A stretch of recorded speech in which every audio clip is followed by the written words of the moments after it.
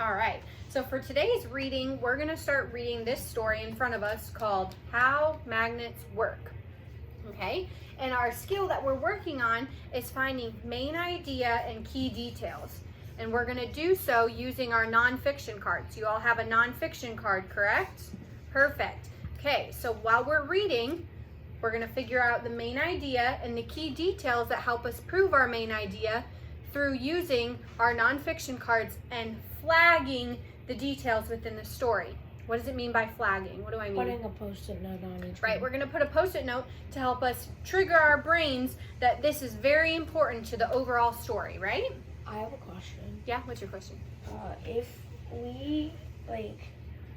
we're only putting one sentence, we have a huge post-it note. How are we gonna know? It's okay. However much is essential for you to know what you're talking about, okay? Okay. All right, so let's go ahead. We're going to start reading chapter 1, which it's on page 2. Kylie, can you tell me what the title of chapter 1 is? Magnet. Magnets. All right, so I'm going to read aloud for you, and I'm going to help us find some key details that we can flag that help us figure out our main idea, okay? All right, so magnets. Have you ever played with magnets? Were you surprised when they snapped together and stuck like glue? Did you feel the force when you held them close? And then the image on page 3 says, magnets are all around us every day. Okay, so for my flags, since I just finished reading chapter 1, and I'm finding the very important parts, the VIP, okay? So I'm going to mark the image that's on page 3 where it says magnets are all around us every day. Because our overall, what we're trying to figure out is what? What's our main focus of this story? Who knows? What's our main focus of the story? Magnets are all around us every day. Right, so how magnets work, and we're trying to get to the smaller details, like magnets are all around us, to figure out what we're really reading about, right? So on page 3, I decided to mark all around us because we can see how magnets impact us everywhere we go, right? They're in our refrigerators, they're in our bathrooms, they're on compasses, they're at school, they're in the car, they're at home, they're everywhere. They're on little toys. Right, they can be on little toys. Perfect. All right, so let's go to page 4. We're at chapter 2 now. So we're gonna do chapter 2, finding our VIP parts and flag them together. So who can read the first paragraph of chapter 2 for me? Brendan, go ahead, bud.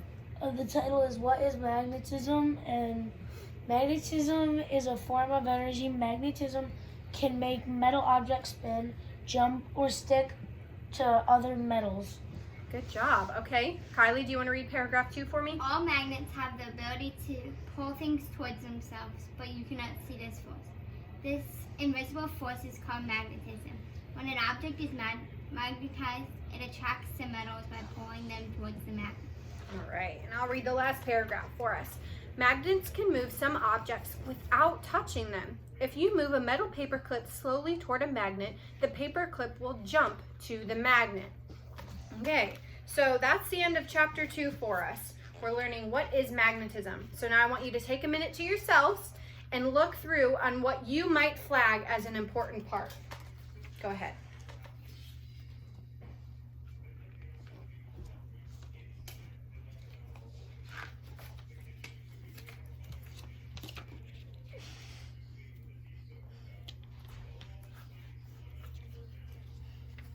And then go ahead and just put your pencils and your fiction cards, nonfiction cards down when you're ready, so I know we can move on.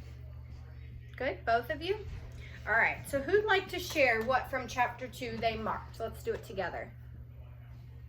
All right, Kylie, you want to start for me? Magnetism, it attracts the metals by pulling them towards the magnet.